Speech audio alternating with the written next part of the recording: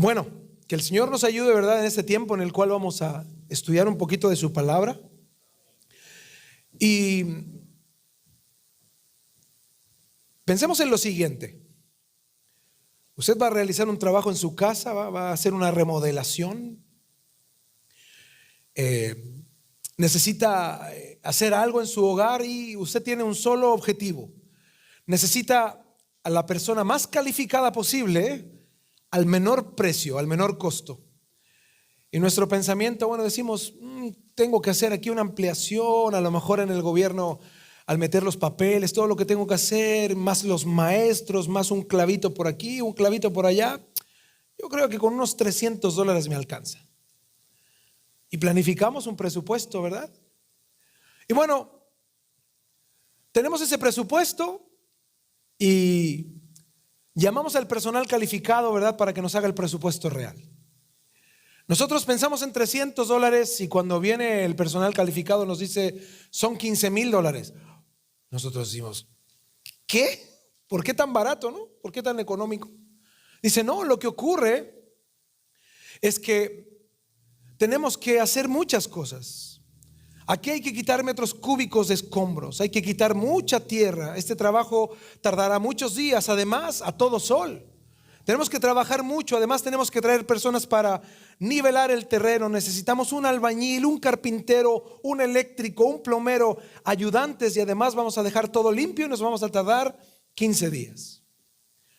Cuando nos vemos confrontados con esa explicación del trabajo, ¿no?, cuando una persona preparada nos explica lo difícil del trabajo, nos damos cuenta que era mucho más difícil de lo que pensábamos, no era tan sencillo. Y nos damos cuenta que para nosotros planificar algo tenemos que tener y conocer a gente calificada para el trabajo. La palabra llama a los que Dios necesita para trabajar, los llama obreros. Obreros. La Biblia dice que la mies es mucha y los obreros, ¿cuántos? Pocos. La palabra obrero en el griego habla de una persona que conoce el trabajo. Una persona calificada para realizar una labor, una persona que se entrenó, se preparó, fue enseñada y que es competente para el trabajo, que es apto para trabajar, que sabe el esfuerzo que necesita realizar para culminar una labor, que se va a ensuciar, se va a cansar, que se tiene que esforzar, que tiene que hacer mucha labor para que el trabajo quede bien hecho. Y este término bíblico es el cual Jesús usa para referirse a las personas que Él necesita para servir en su obra. El día de hoy ustedes están cumpliendo 12 años como iglesia. ¡Wow! Qué hermoso es cumplir años. Y también hermoso es hacer un recuento de cómo el Señor ha ido realizando una evolución, ¿verdad?, de nuestra labor, en nuestro servicio. Pero asimismo también viene un pensamiento, ¿y cuántos ya no están? ¿Cuántos que servían ya no sirven? ¿Cuántos que estaban trabajando hombro a hombro con nosotros al inicio ya no están sirviendo? ¿Cuántos se desanimaron? ¿Cuántos nuevos hay? Uno como pastor comienza a hacer toda un análisis al respecto. Es por eso que este término de que Dios necesita obreros calificados es lo que marca la diferencia dentro de la iglesia. Porque Jesús no está buscando obra de mano barata. Jesús está buscando a la gente más calificada, al más alto costo, que Él mismo pagó su propia vida. Él se dio voluntariamente. Por eso es increíble que Jesús esté hablando a los creyentes a que se dispongan a servir, no solo por sus habilidades, sino que Cristo les llama obreros, alguien que conozca el costo del trabajo, que trabaje sin queja, que termine el trabajo y que lo haga con gozo. Qué difícil es servir con gozo, ¿verdad? Sobre todo cuando hay adversidad. Pero a eso nos llama el Señor. Les invito a que vayamos al libro de Mateo, el Evangelio de Mateo, capítulo 9, versículos 35 en adelante. Mateo 9:35, Mateo. Y es muy interesante esto porque Jesús, vamos a ver en dos capítulos, en Mateo capítulo 9 y capítulo 4, cómo Mateo muestra cómo servía Jesús. Y esto es muy interesante porque esto nos da la pauta de cómo Jesús quiere que nosotros le sirvamos a Él. ¿Cuál es la clase de vida cristiana que debemos de tener para servir al Señor? Mateo 9:35 dice así: Recorría Jesús todas las ciudades y aldeas. Esto era por toda la región de Galilea, también de Palestina. Galilea era el norte de Palestina en ese tiempo. Y fíjense lo que dice el texto. Recorría Jesús todas las ciudades y aldeas, enseñando en las sinagogas de ellos, primero, dice, y predicando el evangelio del reino, segundo, y sanando toda enfermedad y toda dolencia en el pueblo. Fíjense la labor de Jesús, enseñando, predicando y sanando. Dice, y al ver las multitudes tuvo compasión de ellas porque estaban desamparadas y dispersas como ovejas que no tienen pastor. Entonces dijo a sus discípulos, a la verdad, la mies es mucha, mas los obreros, como dice el texto, pocos. Rogad pues al Señor de la mies que envíe obreros a su mies. Hagamos una oración. Señor, te damos gracias por tu palabra. No queremos, Señor, hablar de ideas humanas o personales. No queremos, Señor, decir lo que pensamos. Tampoco queremos, Señor, hablar lo que hemos oído, Señor. Queremos hablar lo que tu palabra dice. Por eso ayúdanos, Señor, a trazar correctamente el texto, a que podamos, Señor, tener temor tuyo, santo, respecto a lo que tú ministras para tu iglesia. Y por sobre todo, Señor, que tú nos capacites para vivir tu palabra. Que podamos, Señor, cada uno de nosotros tener un corazón como un terreno limpio y fértil, Señor, como la parábola del sembrador, donde la semilla de tu palabra caiga en buena tierra y dé mucho fruto. Te lo rogamos, Señor, a través de Jesús oramos. Amén. Amén. Yo escuché estos textos exhortados muchas veces simplemente en momentos donde se hace un sobreénfasis en el evangelismo. Y estos textos generalmente solo se ocupan cuando la gente habla de la evangelización. Y sin duda la evangelización es parte fundamental de la iglesia. Hay una confusión respecto al evangelismo. La gente piensa que el evangelismo es un área de la iglesia, pero la Biblia dice que el evangelismo es una responsabilidad de cada creyente. Cada creyente debe de ser un evangelista. Todos tenemos la responsabilidad de predicar la salvación de Dios, el evangelio. No es solo algunos en la iglesia, somos todos. Si la iglesia tomara en serio la labor de evangelización, todos cada día estaríamos predicando la buena nueva del evangelio de Jesús. Y es una responsabilidad de todos. Es por eso que este texto yo lo oí solo en áreas de evangelísticas, pero al estudiar el contexto de los versículos y el llamado de Jesús, podemos ver que involucra mucho más que simplemente una labor de evangelismo. Involucra completamente la vida del creyente. Hay dos aspectos en estos versículos en los cuales nos podemos centrar de entrada, solo al leer el texto. Primero dice, la mies es mucha y los obreros pocos. Yo les decía que la palabra obrero en el griego es la palabra ergatai, que significa trabajador, maestro, quien conoce el trabajo, quien está calificado para trabajar, el hacedor. O sea, el obrero es quien realiza el trabajo. Y la palabra mies viene de la palabra griega serismos, que significa es un lugar donde existe una cosecha. Es un lugar donde alguien se sembró mucho y hay que ir a trabajar en un campo abierto. Es interesante porque la palabra que ocupa Jesús, mies, viene de una palabra griega que es ceros, de donde viene la palabra calor o verano. ¿Saben lo interesante de esto? Es que el Señor, cuando da la idea y le dice la mies es mucha, el Señor les está mostrando un campo abierto a todo sol. Porque la gente piensa, la mies es mucha, no, las almas. No, Jesús puso la idea de un campo abierto, un campo grande, listo para cosechar, pero a todo sol. ¿A cuánto les gusta trabajar a todo sol? A nadie, ¿verdad? A nadie. Esa fue la idea que Jesús puso. La mies, el campo, está a todo sol, es gigante. Hay muy pocos trabajadores, pero está a todo sol. Por eso Jesús da a entender de entrada el costo de servirle a Él, de ser un obrero de su mies. Porque si lo miramos desde la perspectiva en la cual Jesús lo está enseñando, la figura que Él usa, consideremos que tenemos que caminar entre zanjas en un campo abierto a todo sol. Estas zanjas nos van a ensuciar, tenemos que abrirnos camino. Además, el calor nos va a sofocar y estaremos sucios, llenos de tierra. Hay mucho trabajo y muchas personas al ver ese trabajo van a desertar. Nuestras manos se van a lastimar. Como hay mucho trabajo y hay pocos trabajadores, vamos a avanzar poco. porque son pocos los que están dispuestos a trabajar. Hay muchos insectos, hay lodo, un alto costo. Y esa es la figura que Jesús está poniendo en las mentes y los corazones de los discípulos, la mies. Es increíble cómo a veces el servicio cristiano es todo lo contrario, ¿no? Los que quieren servir en la iglesia buscan el lugar más cómodo para servir. El más tranquilo, donde, no, pastor, mire, yo en la puertecita, déjeme tranquilo, yo no saludo a nadie, sí. No le prometo que voy a saludarlos a todos. Pero ahí déjeme tranquilito, yo, mire, yo aquí estoy en paz. No, pastor, mire, yo un servicio anónimo donde no moleste a nadie, yo no me quiero relacionar con nadie. Usted sabe que soy enojón, pastor. Y para no pelear con nadie, mire, déjeme por ahí solito. Fíjense, la figura que pone Jesús es muy diferente a la que nosotros consideramos. Es muy opuesto al llamado genuino de Jesús.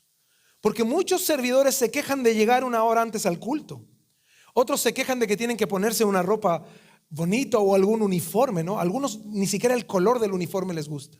Ya no quieren servir porque quieren cambiar el color. Si no cambian el color, no sirven. Otros están aquí realizando una labor de servicio, pero lo único que quieren es irse porque tienen compromisos. Está viendo al predicador chileno ahí. Ay, si ya se está tardando este hermano. Y yo que tengo un compromiso, híjole. A ver el partido, ¿no? Y quién sabe. Tenemos compromisos en nuestra mente y corazón. Otros están sirviendo pensando en sus propias ocupaciones, en sus propios planes. Y así un sinfín de pensamientos y acciones que, si lo vemos respecto a lo que Jesús dijo, se contraponen. Qué increíble, ¿no? Lo que Jesús dijo. La mies es mucha. Y él, cuando dijo mies, dio a entender a sus discípulos de lo que estaba hablando. Un campo abierto a todo sol, con mucho trabajo y muy pocos trabajadores. Es por eso lo importante de entender que los capítulos anteriores del libro de Mateo, capítulo 5, capítulo 6 y capítulo 7, Jesús exhortó el sermón del monte. Luego de esto avanzamos en el capítulo 8 y capítulo 9, y Jesús iba dejando claro en toda la región que Él era el Mesías, con evidencias por todos lados, sanando, confirmando que Él era genuinamente el Hijo de Dios, el ungido, el cual Dios envió para instaurar el reino de Dios. Los capítulos 8 y 9 nos muestran la autoridad de Jesús sanando a las personas. El poder de Jesús sobre la naturaleza nos muestra que Jesús tenía poder por sobre todas las cosas, aún por sobre la muerte, resucitando a Lázaro. Por eso el contexto nos muestra su poder y su autoridad. Las personas, a medida que Jesús iba avanzando por los pueblos, se iban sumando al ministerio. Iban viendo que Él era el Mesías. Por eso cada pueblo iba sumando gentes. Cada pueblo, y Jesús avanzaba y más gentes se sumaban. Jesús, en la medida que veía a estas gentes, sentía compasión por las personas. Porque la autoridad de Jesús era diferente a la de los fariseos, era diferente a la de los religiosos de su tiempo. Porque los fariseos solo querían congraciarse con la gente. A ese término se le llama proselitismo. Es que yo hago algo por ganar el favor de alguien. Es como muchos lugares, ¿no? Hoy día mucha gente hace el bien, pero lo sube a Facebook. ¿Cuál es el objetivo de hacer el bien y subirlo a Facebook? Ganarme el favor de alguien, un like. Pero lo estoy haciendo para la gloria de Dios. Acá hay muchos homeless, ¿no? Ustedes conocen mucho de eso. Y hay hermanos que compran un Burger King, ¿no? O un McDonald's.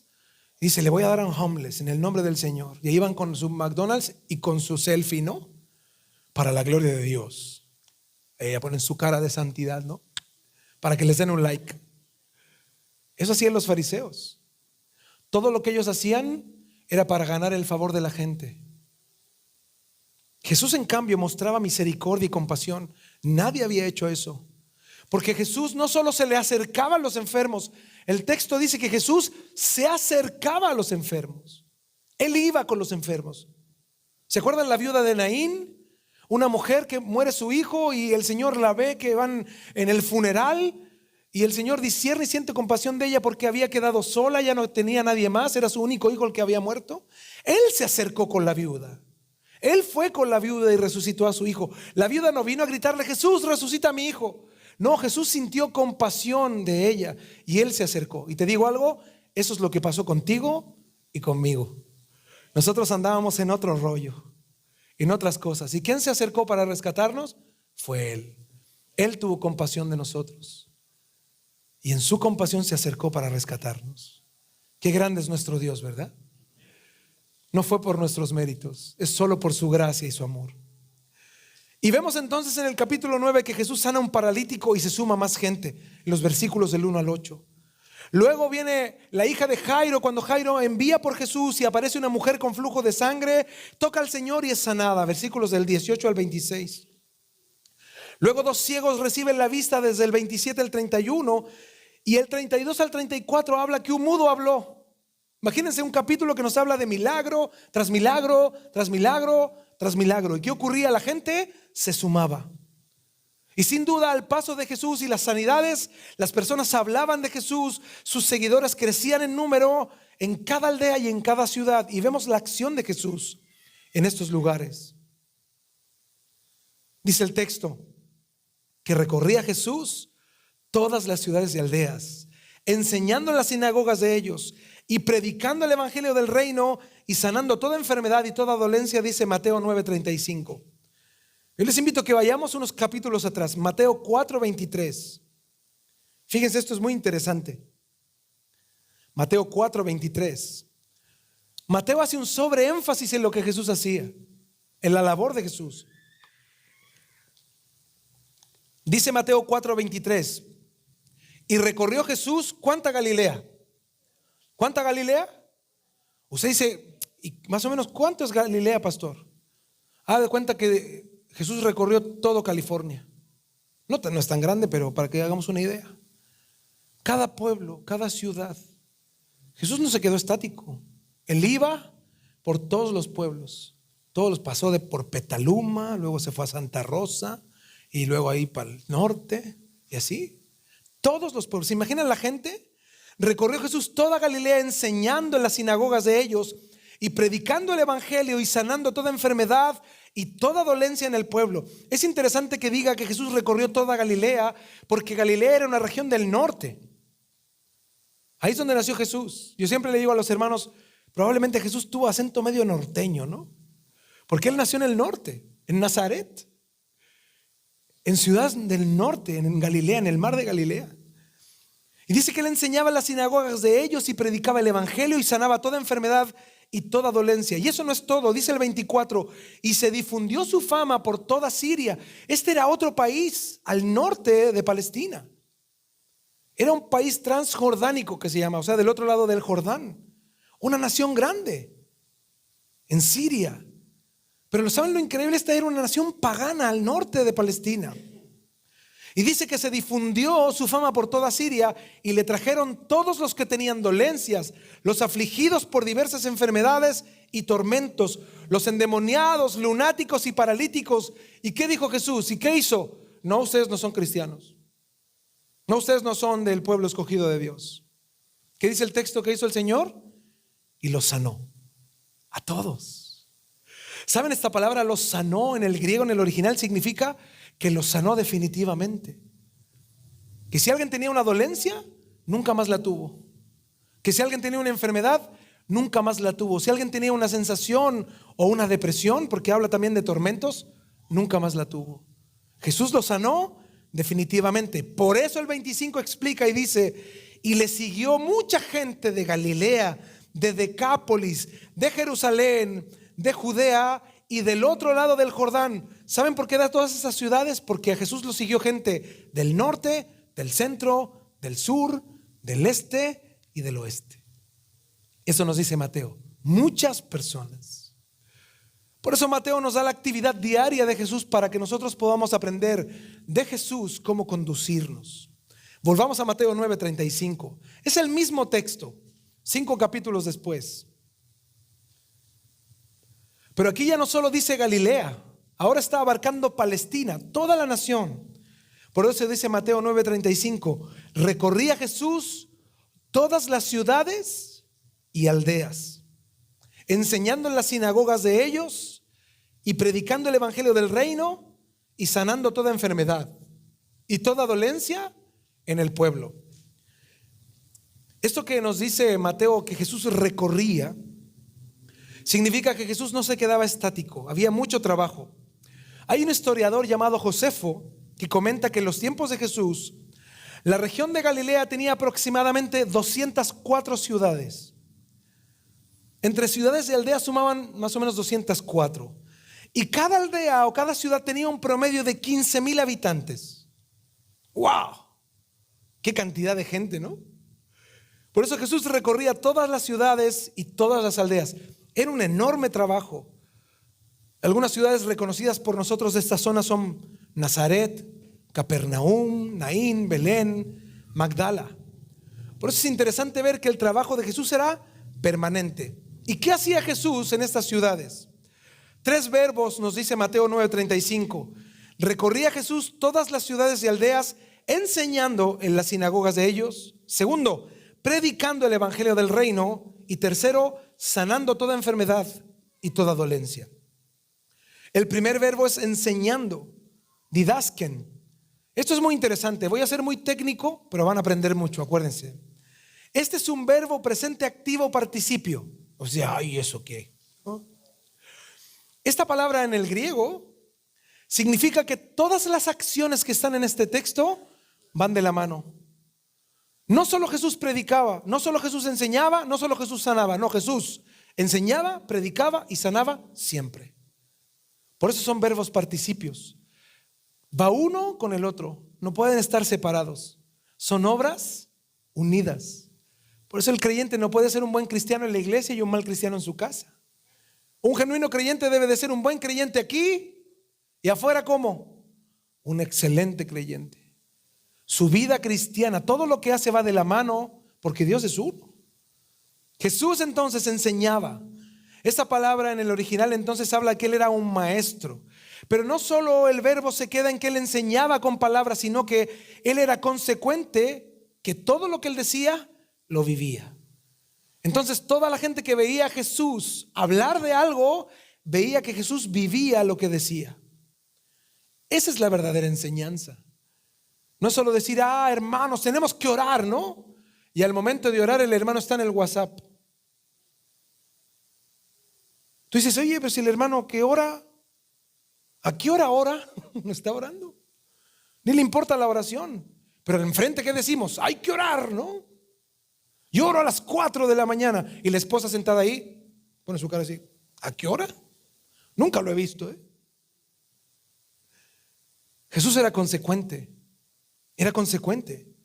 Por eso es un verbo presente activo. Esto significa que era una acción diaria, un verbo presente. Esto significa que Él lo hacía permanentemente. Y activo es que Él lo hacía. Una acción de cada día. Él cada día enseñaba de manera activa, con sus palabras y con su vida. Por eso Jesús no hablaba sin vivir diariamente lo que Él enseñaba. Por eso era tan impactante la vida de Jesús, porque impactaba los corazones de las personas, porque Jesús vivía la palabra de Dios en todos los días. Segundo, predicando. Jesús enseñaba, enseñando en las sinagogas de ellos, y después dice predicando. Es el mismo verbo, presente, activo, participio, va de la mano con el otro. Este verbo en el griego es kerusen. Esto significa que a simple vista una persona puede creer que esto es lo mismo que enseñar y predicar, pero no, es totalmente distinto. La palabra predicar en el original habla que Jesús era un heraldo. Un heraldo era un mensajero del rey que anunciaba algo que iba a suceder con certeza. Cuando un rey mandaba un heraldo al pueblo, mandaba un mensaje como una certeza, y venía el heraldo y pregonaba el mensaje del rey. Y eso vino a hacer Jesús, a pregonar un mensaje de Dios. Él era el heraldo de Dios, a decirnos con certezas las promesas de Dios, la salvación de Dios y la redención de Dios. Un heraldo. Hoy la iglesia, nosotros, ¿sabes lo que debemos hacer en el mundo? Heraldos del evangelio. Pregonar el evangelio. Por eso debemos de vivir el evangelio, para que cuando seamos heraldos genuinos, pregonemos la verdad del evangelio, el Espíritu Santo haga la obra en las personas que no conocen de Dios. Necesitamos hablar el mensaje de Dios con urgencia. El mundo se está perdiendo. En mi familia y sin duda en tu familia hay personas que no conocen de Cristo. ¿Cómo van a conocer si nosotros no vivimos el mensaje que hemos venido a oír. Necesitamos capacitarnos y vivir la palabra de Dios para que ellos conozcan también el evangelio. Entonces Jesús permanentemente tenía dos acciones hasta ahora. Primero enseñaba con sus palabras y con sus hechos, todos los días, en cada momento, y también era un heraldo, pregonaba el mensaje de Dios, todos los días y en cada momento. Y eso no es todo, hay un tercer verbo, enseñando en las sinagogas de ellos, dice el 9:35, y predicando el evangelio del reino y sanando toda enfermedad y toda dolencia en el pueblo. Exactamente es el mismo verbo presente activo, participio. Es sepapeuon, eso es en griego. Y esto nos lleva al evangelio de la práctica, las acciones de amor. Jesús, ¿cómo mostraba su amor? Sanaba. Cuando nosotros vemos en Isaías, cuando la palabra dice que Él llevó todas nuestras dolencias y por sus llagas fuimos nosotros sanados, curados, esa palabra en el original significa que Él no solo sanó mi cuerpo, sino que también sanó mi alma. Sanó mi alma. Hay muchas personas que no tienen dolencias del cuerpo, pero sí tienen dolencias del alma. Viven llenos de depresión, de tristeza. Viven llenos probablemente de odio, de rencor.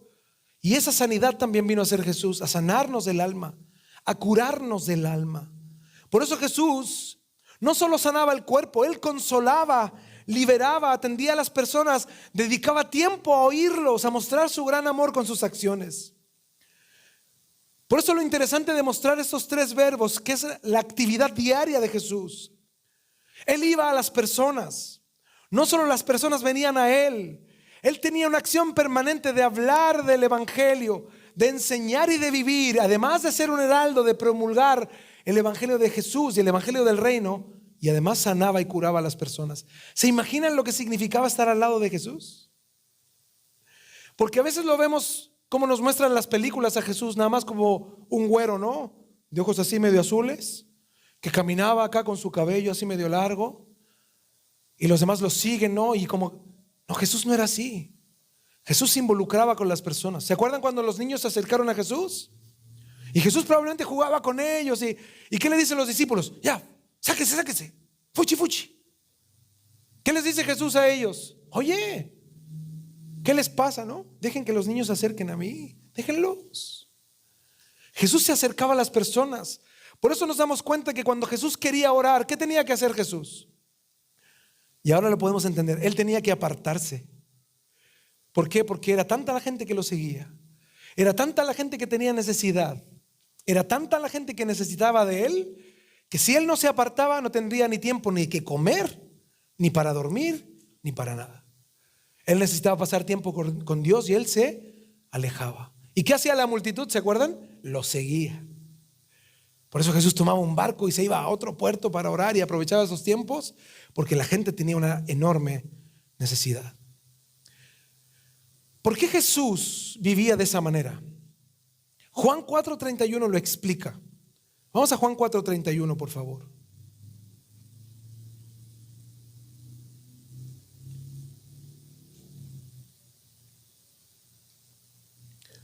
Jesús tuvo un encuentro con una mujer samaritana en Juan capítulo 4. Y después de este encuentro, que esta mujer entendió que Él era el Mesías, fue a predicar a los samaritanos y todo esto, todo ese trayecto en el cual Jesús estuvo ahí en este pozo con esta mujer. Luego que la mujer se fue, los discípulos le dicen algo al Señor. Fíjense que es curiosa esta frase. Entre tanto, dice, los discípulos le rogaban diciendo: Rabí, ¿qué le dicen? Come.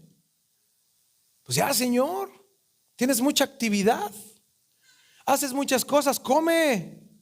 Él les dijo: yo tengo una comida que comer, dice, que vosotros no sabéis. Entonces los discípulos decían unos a otros, fíjense qué carnal, ¿no? ¿Le habrá traído a alguien una torta por ahí? ¿Le habrán traído unos taquitos? ¿Alguien le trajo algo?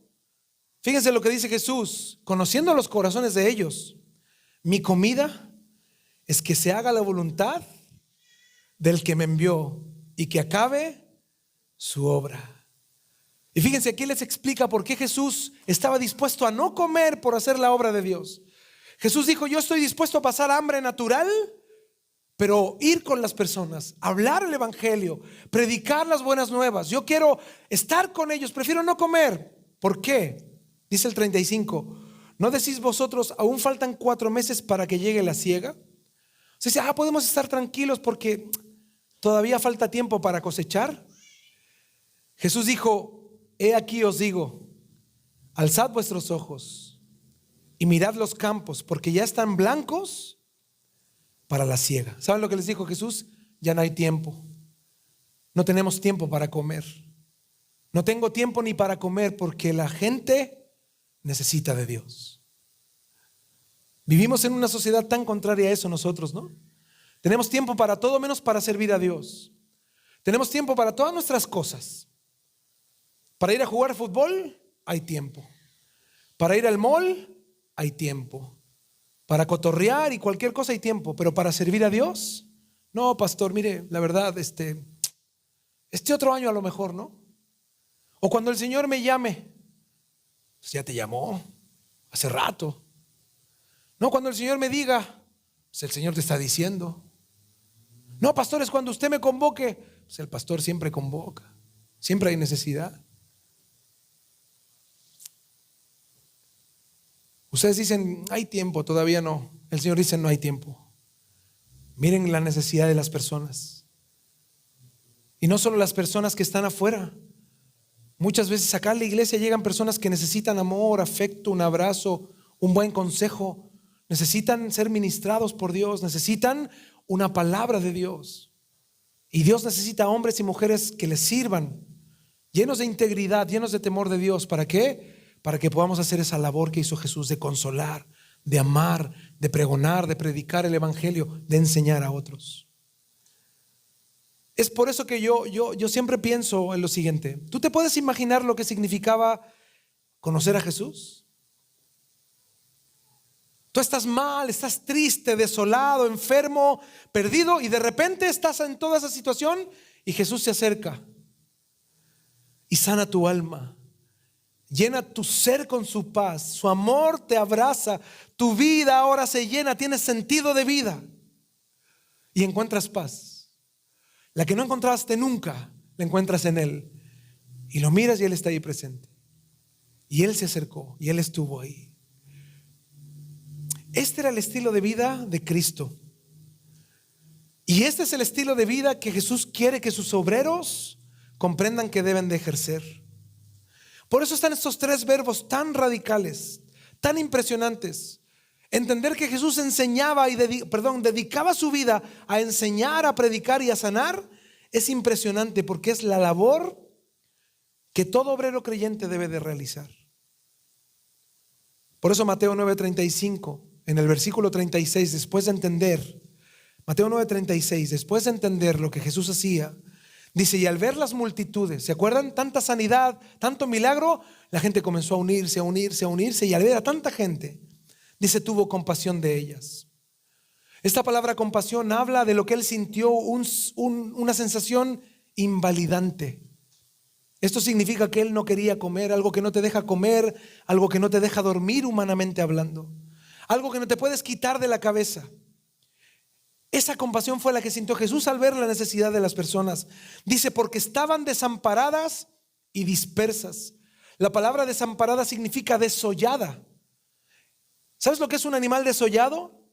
Es cuando viene un animal, un depredador, y viene, por ejemplo, con una oveja y le muerde la pancita y se va. Y la oveja ahí siente el dolor y bueno, ahí está, se empieza a desangrar. Y al otro día viene otra vez el depredador, le muerde la pancita y se va.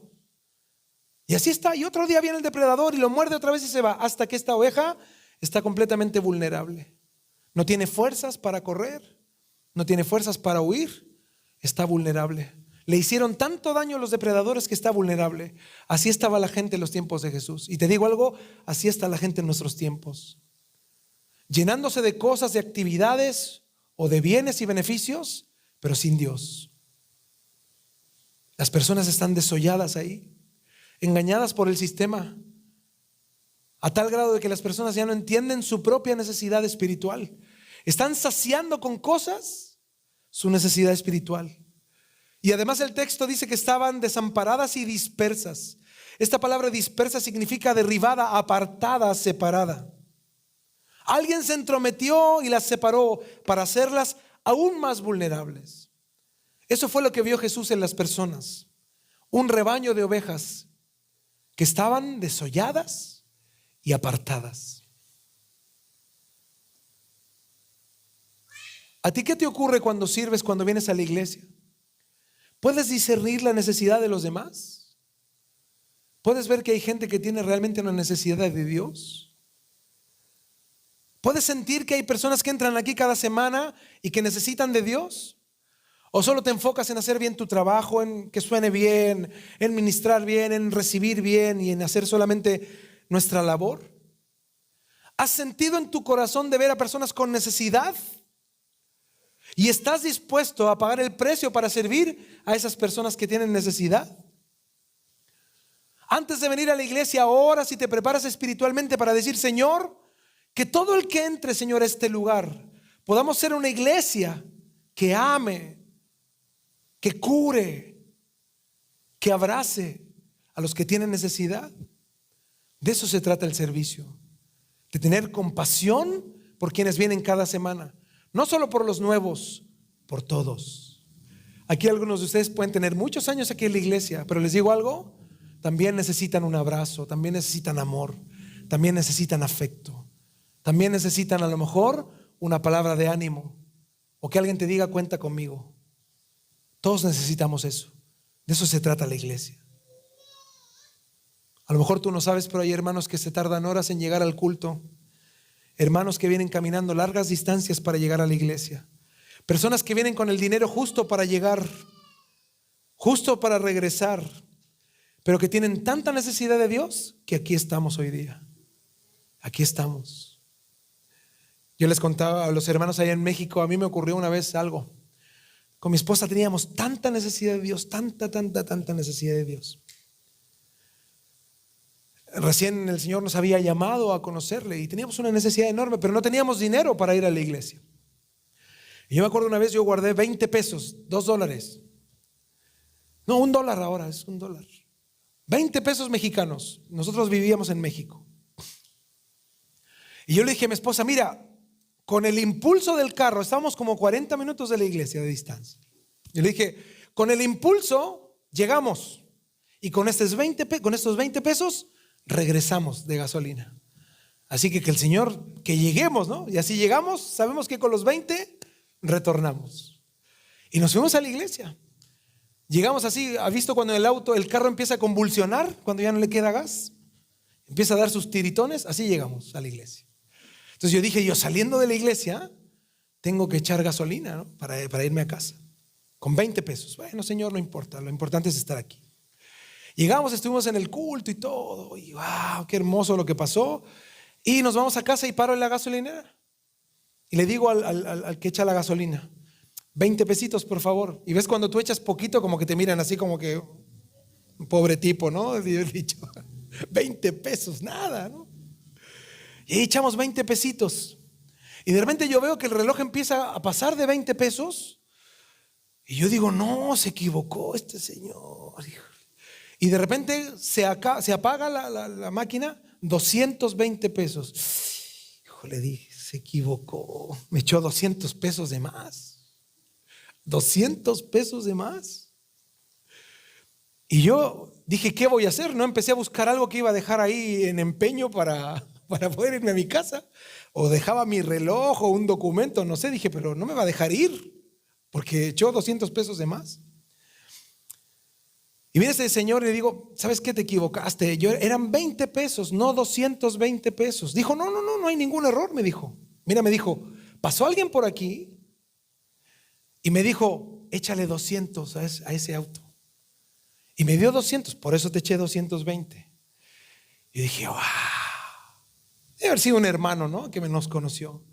Pero lo que yo quiero llegar es a lo siguiente: ¿cuán sensible fue ese hombre a la voz de Dios para saber que yo no tenía dinero?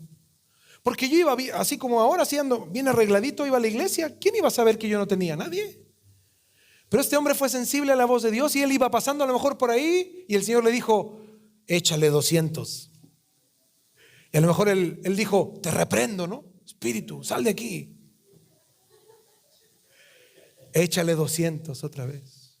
Y ahí fue, habló con el de la gasolina y dijo, ven, a ese carro, toma, échale 200. En silencio. No se sacó una foto para el Face, no lo subió a Instagram, no hizo nada. En silencio. Esa es la sensibilidad que Dios demanda de nosotros. Entender lo que estamos haciendo, ver que hay hermanos, muchos de ustedes. A mí me impresionó la lista que leyó el hermano de gente que vino hoy día por primera vez. ¡Wow! Un montón. Y decía, ¡wow! Qué bueno que hay tacos, ¿no? Hoy día. Porque yo sé que no vinieron por los tacos. Los tacos nos van a dar la oportunidad de conocerlos, de saludarlos, de hablar con ellos, de estar disponibles para ellos, decirle, dame tu phone, ¿no? Para hablarte. Tenemos cultos tal día. Eso es lo bueno de los tacos, no los tacos en sí mismo. Tenemos la oportunidad de darnos a conocer, de ponernos a su disposición, de hacer iglesia. Así lo hacía Jesús. Así lo hacía Jesús. Yo fui miembro de una iglesia donde la persona más dura de la iglesia, la persona más insensible de la iglesia, el menos cristiano de la iglesia era el líder de Ujieres. No estoy diciendo el líder de Ujieres de acá, no, el de allá de donde yo me congregaba. Era duro con sus palabras. A la gente le decía, siéntese ahí. Imagínese nuevo. Ay, y la persona se quería sentar. No, ahí le decía, ahí se sienta. Qué amor, ¿no? La gente no volvía a ir a la iglesia con él. Se ganaba atrás, ¿no? Y cuando no empezaba el culto se ponía así. Ya, empecé. Y los hermanos de la alabanza y todos ahí apachurrados que no sabían qué hacer. La hora. Había un hermano que proyectaba aquí al frente las alabanzas con el data ahí. Y cuando se terminaban las alabanzas, el hermano mandaba a 4 ujieres que lo sacaran de ahí. Y el hermano dice, deme tantita chance, estoy desconectando. No, qué chance nada. Lo agarraban con silla y todo y vamos para atrás. ¿Saben lo que le estoy contando? Es cierto. A mí me dolía el corazón porque toda la gente servía por amor, pero este hombre, lo único que él quería era que el trabajo se ejecutara. No le importaba si él dañaba o no dañaba a alguien. ¿Sabes qué? Eso a mí me causaba tristeza. Porque cuando vemos el ejemplo de Jesús, es todo lo contrario. Todo lo contrario. Jesús llama a los obreros por su nombre, obreros. Quien debe de entender que debo de colocarme botas para servir a Dios, meterme en el lodo si es necesario, que me voy a ensuciar, que me voy a cansar, que voy a sudar, que el trabajo va a ser arduo, pero que Él me llamó y Él me dijo el costo, porque así lo dice su palabra. Eso me da a entender que en mis fuerzas yo no puedo hacerlo, porque yo me voy a desanimar, me voy a cansar. Por eso necesito fortalecerme en el Señor, que Él me llene de su espíritu. Por eso en Mateo 9:37 el Señor les dice, entonces dijo a sus discípulos, Él al trabajar, y Mateo exhortarnos en qué trabajaba y cómo Él miró y se sintió invalidante en su condición humana. Al ver la necesidad de la gente dijo, a la verdad, la mies es mucha.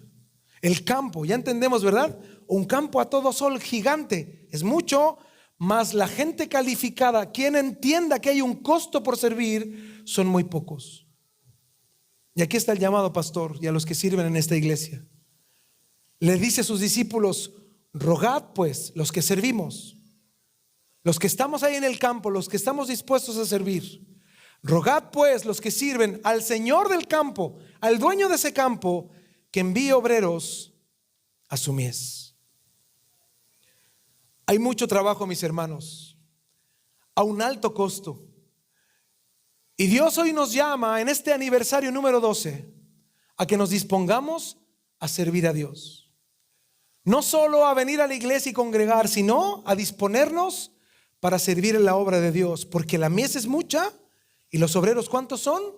Pocos. Pocos. ¿Cuál era el trabajo de Jesús? Enseñaba, predicaba y sanaba. Su vida era trascendente. Él incluso dejaba de comer por servir a Dios. Él dejaba lo que le importaba a sí mismo para servir a los demás. Era tanto el trabajo que Jesús ni siquiera comía. ¿Sabes cuál es la diferencia entre Jesús y nosotros? Es que Jesús es nuestro ejemplo de servicio y nosotros hoy debemos de imitar a Jesús para que podamos servir al Señor de la manera correcta. Jesús entregó cada día de su vida, cada momento de su ministerio, se entregó por las personas. Ahora yo te quiero invitar a algo muy sencillo. Mira a tu alrededor, miren para atrás, miren a todos, miren para atrás también, hay hermanos que están atrás. Mira, tenemos que servirnos. La iglesia necesita obreros. La iglesia necesita hombres y mujeres dispuestos a servir a Dios. Hombres y mujeres dispuestos a realizar bien nuestra labor. Y si lo haces bien, aún mejor. Ser sensibles a la voz de Dios. Ser sensibles a la voz del Señor. Ser sensibles a lo que Dios nos llamó a hacer aquí en Petaluma. A mí me contaba David que en esta iglesia me parece que se reúnen varios grupos, ¿verdad? Aquí en la iglesia. Pero el grupo de ustedes, Dios los llamó a hacer luz en este lugar. Dios los llamó a alcanzar a otros. Una iglesia latina en una esquina, como decía mi esposa ayer, ¿verdad? Fue donde hay tanto tránsito. Dios nos llamó aquí a ser un faro que alumbremos en medio de la sociedad en la que vivimos, para que Cristo sea reconocido en este lugar.